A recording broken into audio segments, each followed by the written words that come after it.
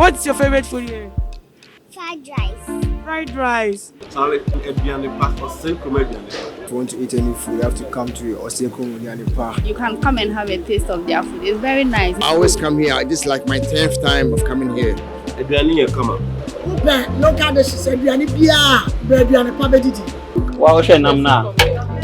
Well, you my dear BB and MBA. I had a 7 up here, BD, a viral. I would order Johnny. You are bringing it right there at your doorstep. And here, Johnny pay fee. Namu Johnny Park. Now, Hannah Johnny Papa walk. You were easily gone. Boundary Road. Opposite the self-filling station.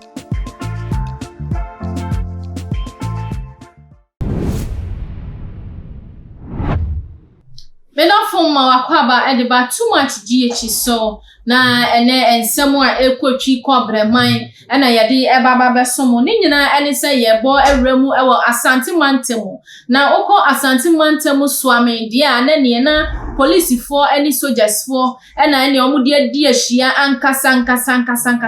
ese wani ense okachiro ni nyina ene se eye sojani abrantie bia enetwie ono otisi mountain so sa okohe sa den na okoye ono nko a na onimu na ni nyina eye okada bike ya abeya obia etimi tobi na eye abrantie iti okada iso na nyo onhye ni uniform ohye ni plain atade mofti bi na hye no a ehye no na so okokora se enya ne IDB na wochi na obeyi akyerewo a enya bibie ni ho ekire se oye sojani na eno na police fo a wo so am runabout na omo duty post a wo check okada amanfo bebre na eyusu ade ye criminal activities ewo Asante Mantemu no eno ena ye police fo approach abrante ya otimoto iso no woche no masa okwohefa ena bike registration dey say ena was starting say wo bisa no nsem anu a eye abrante ekiremu say eye police fo ni na ndi ni ye che say o ma treat no basa eno nti ena fra ne squad a say o kire say oye sojani na emomu atade na ehye no nti hu say oye sojani ena wa fra ne squad soldiers fo a che say omo ni police fo yo matu eye military van ni no mo dia kwaso am runabout ena ni woni police fo e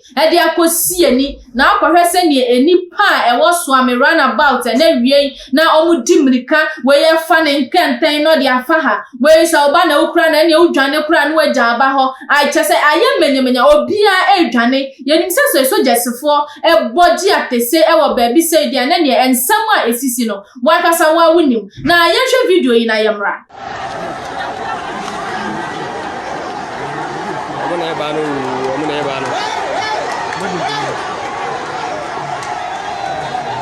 Sija fone ko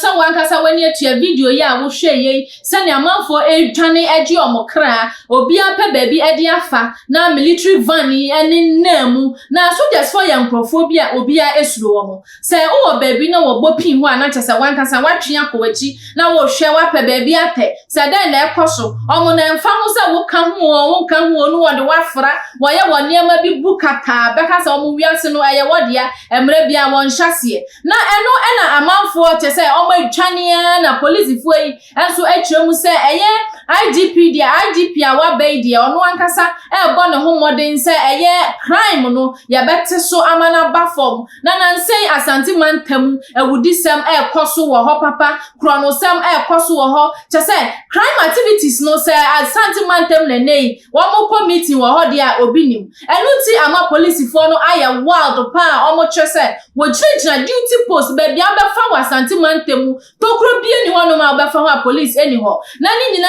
eye bambo a wo botimamufuo se ne amanfo omo kodwemu omo kwa asori obi a betimi akoni baabi na waba na won de se wo sojani wan hye wo uniform na wo hye wo mufti na ne nam ho a wan ne behu se wo ye sojani ene ya chi wa anka yi IDB ni ehu na sojani kura mpo se omoro emra ne so enti se ya chi na wo yusu okada na police ni atutu anu no wakasa na nko yi amawo a enu nti e wasa okwafa wo squad na mo be crashe na mo a mo bo ye ho ban na se nei mo twa mo ho na mako a ene ye ntimamufu de ene yenye ye ni mu se eye security service no mo ahoban bo na mako school ma fa ntitiye mu esa mo ba be bo ye ho ban na se mo na ma crashi ama amanfo etwane amanfo ni wo ma obi agina kura ohu ba bia ne ba enam yi na sa nyema we na ekoso wo man Ghana mu na bebre na se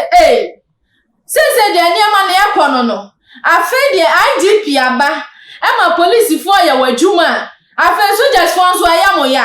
hamo mo ma ye nkwan ne anya ya dwuma enu ntini ye ntimi stop mo na timamufu anko anu won ni police for enyamane soja ni police ye enyamane na eno na akoso Asante Mantem asisi ame no kasei se wukopie mu Asante Mantem eye so ame runabout dia na nie eye soja for ni police for oma crash wo ho pa ni nyina ene se oma kwakochi oma brantie bia oyusu okada na osha mufti na wodidi se eye police ni ene no antutu anu yie enu nti ena sa crashing akoso ene ya okwa amanfo mafu abronsan won ya wokura wo phones akope baby atena wo twa obi kura afo light pole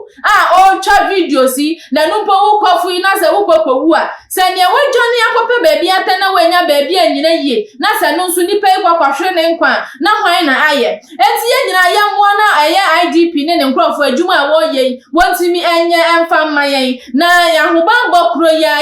sorry ya se oman no mu security no enye adwuma police fo enye wo madwuma na sabi police fo ya kwawensafo ene ma pesa mo nko a ene oma sorry so no mu ya madwuma eno so no akoda ne entokwa empen bebre no sa wo na mpo na soja ni timishia police ni a otimi mpo ebo na som soja ni pese police ni ekotokoto no na sa eye adwuma ko mienu yi emra eda wontamo ene se wontimi nyanyankufo se de benyo omo ankasa ena omunim amanfo a omo so ame runabout ehu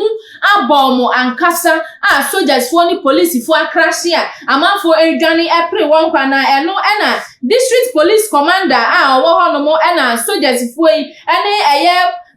regional police commander omunyina ediomani edi ensemi achi na yebopi o wachemu se asemi eya de a omu aso no awie nanso yanso too much yedomo na yepemu asemu ntinanya de a yanso yetiada yedi edi achire na ne yebekwa kosibia nso yedi aba beso mahwefo efise se eka etia na aka body ni nyina enti no yanhwe ema amanfo empre wonkwa ewa Asante Mantem a yemfa mambeso mo enti no se afi na wupia ko baby akoso ame runabout ho anase wufri baby na aba bedu ho de ene na wo san wachi na ne ekoso oso ame no anu odin papa enti no wanka se dwane na faje wo kra pe baby na efa enti se de na chese ensam no aha na yedi esie ne wo mu bia ya de baba besom ahwefo ene na wo hwe too much ye channel wa subscribe to your channel no and says one share video no na wa like your all the social media handle no eso afen so mesra wo fa comment afa comment section no ase na ye be kan e de ama wo hia me afra me impress na mema nyina ketwe ba kope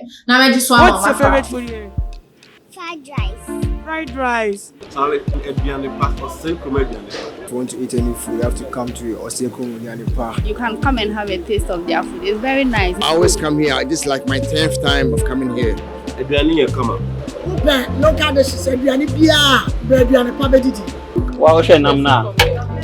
wele ye made bibia na bia diwo aha na Stephen Apia bedidi a ekọ viral no I would order dwane you are bringing it right there at your doorstep enti ye dwane pe fie mum na mo be dwane pa na ha na dwane papa wo ye wo East Legon boundary road opposite the self-filling station.